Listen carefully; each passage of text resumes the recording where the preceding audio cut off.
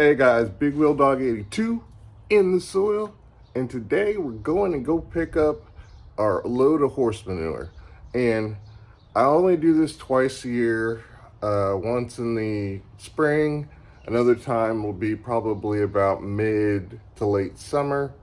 And this is not necessarily the most fun adventure, but the lady that I get my horse manure from, it's reliable, and for the last 3 or 4 years I haven't had a problem. Even though if you're getting horse manure from somebody, you might want to, you know, do your due diligence and double check to make sure there's no herbicides, and talk to the person who you're getting it from.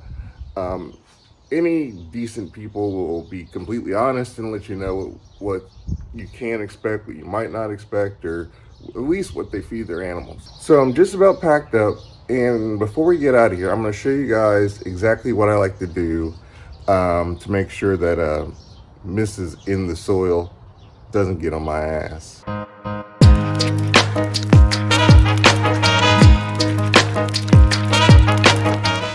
Now, in order to do this pickup of manure, you're going to need a few things: a tote, a bucket, a garden fork, some plastic if you're carrying it in the back of your SUV, if you don't have a truck.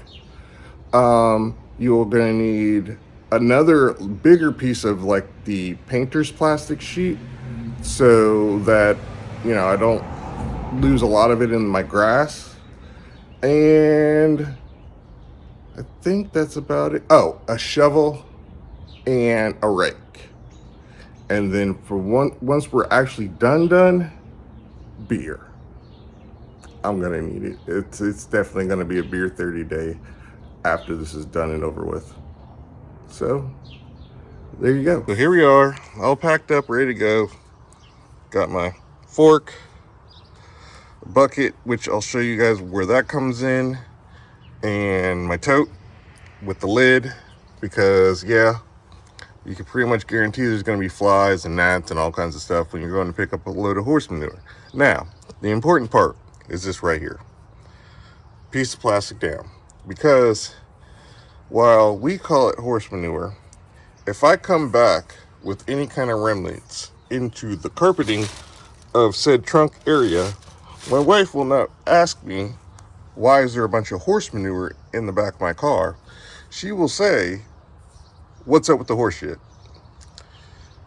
And I'd really not like to deal with that today. So we're going to protect the carpet in the back with this plastic. And when we are loading back in this tote, once it's full, we're going to be making very sure that there's no exposed carpet for any manure to get onto. So I made it out to the lady I get my horse manure from, and I've already loaded the back of the car. So let me show you basically why I bring the bucket and how I load it into the tote. So as you can tell, it can get kind of full, and because I have issues with my back and just pains in general, this thing will get too heavy for me to fill it if I filled it all the way up. So what I do is I fill it up partially to as much as I can lift for that day. And then what I do is I take the bucket, which over here, see, I grab some of the stuff from the back too. But filled my bucket, and now we're going over to the car, and I will throw it in. I can't do this one-handed, so hold on for a second. So now it's all loaded in there. I'm not going to fill it up anymore because I'm trying not to make a mess. And this is plenty for what I need to get started in my compost pile. So we're going to put the lid on and load everything back in. And before I take off and head back home, I will show you how it's all situated back here. They even got chickens out here, guys. All right, here we are back at my house. I had to change plans because that chicken that you saw in the video, it had hopped in the back of my car 3 times. So I had to get out of there. Plus, I guess a couple of the other chickens had realized that there was something going on, so they were on their way over too. So Yeah, I had to get out of Dodge fast. But anyways, so the plastic covering that I used to protect the back of the car, as you can see, is there. The fork that's all messed up is completely on it, and the bucket.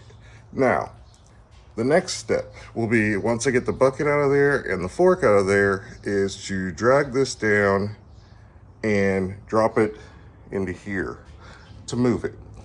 Now, this is probably going to be an issue for some of those who have issues with mobility or strength or what have you. So this isn't a task in the way that I'm planning on doing it here that just about everybody can do.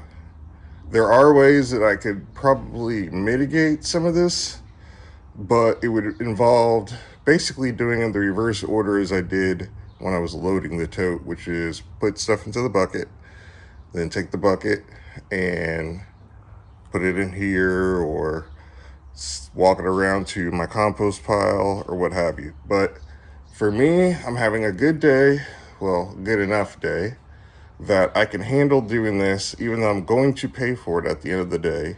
That's what the beer's for. But for me, I can do this. So that's the game plan. So I'm going to go ahead and get this loaded into the wheelbarrow here and then get back with you guys. All right, guys, so we have got her unloaded and into the wheelbarrow. Now, I could have asked my brother-in-law, who's just in the kitchen, to help me pick that up and put it into the wheelbarrow, but I'm stubborn.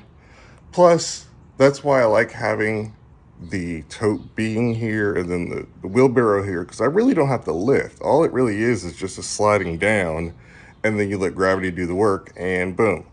So now that it's in the wheelbarrow, we can get it into the backyard, where I guess a lot of the work's gonna happen. Oh, and I almost forgot the most important part. No horse manure in the back. Yeah, that stuff right there, and that's leaves that I get that I had spill out a little bit last time I went to go pick up leaves at the municipal composting facility. And that right there is probably from the bag dirt that I picked up to put into a flower bed. So yeah, that's why I'm already in trouble for making this mess. It still needs to be vacuumed up, but hey, like I said, not adding any more trouble because there's no horse manure back here. So guys, this wasn't necessarily intended to be broken up into two parts, but I'm gonna do this because going through this compost making video, I realized that not only did I need to include this with the gardening with limitations videos, but I think I want to put it also on the main channel, or the main part of the channel. So somehow, someway, I'm gonna do that. And so for this thing, I think with the compost, just doing the horse manure by itself, the loading and unloading it, and then the next part will be me actually making the pile. And somewhere along there, I'm just gonna have to try to be creative to get that all taken care of. And it's gonna be a little bit confusing for me to do, but I think it's something that could benefit both. And I didn't want to just throw this video up on the channel because it does have some implications for those with disabilities. And I will say that it probably doesn't help a lot of those that are really a lot more unable to do as much as I can do. But I still think it should give somebody at least an idea of what the process is when you're picking up just a little bit, like I have for a kind of small pile. So I think that's what I'm gonna do. So that's the plan, at least. So with that, we're ending this episode of Gardening with Limitations. I'm your man, Big Wheel Dog 82, in the soil, and I'm out of here. See you guys later.